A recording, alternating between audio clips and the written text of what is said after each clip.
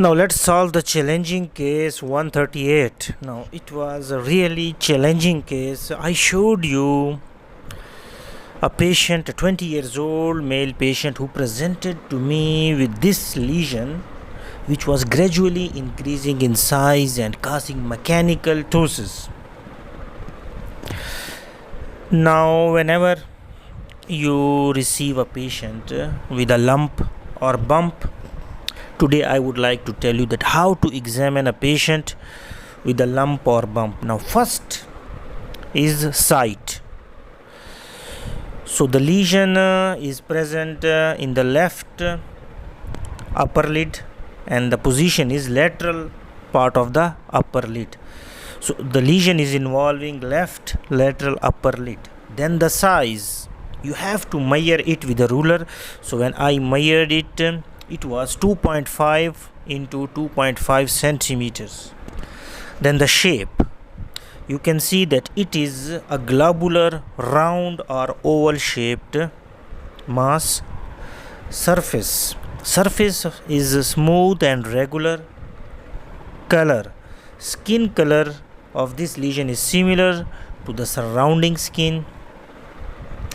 Temperature of the lesion was also similar to the surrounding skin. It was not a cold or a hot lesion. Consistency, you have to feel it, but before feeling it you should ask about pain.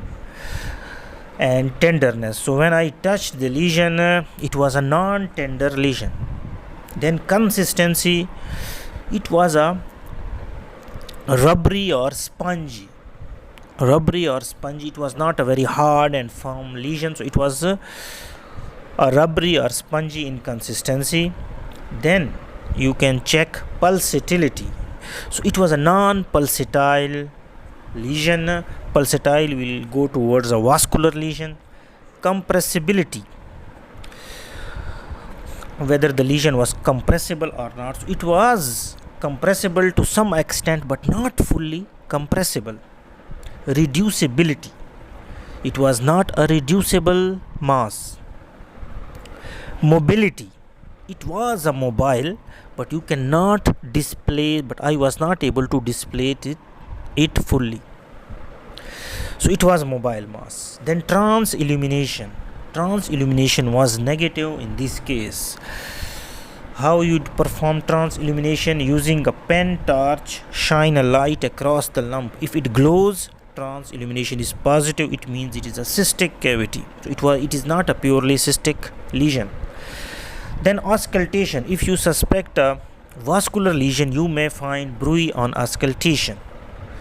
Then lump examination is incomplete without regional lymph nodes examination. So no preauricular lymphadenopathy was found in this patient.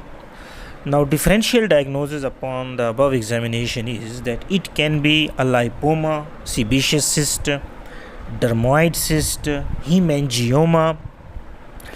But if the patient comes for the surgery and we send the mass for histopathology, we will be able to clearly diagnose this case only then.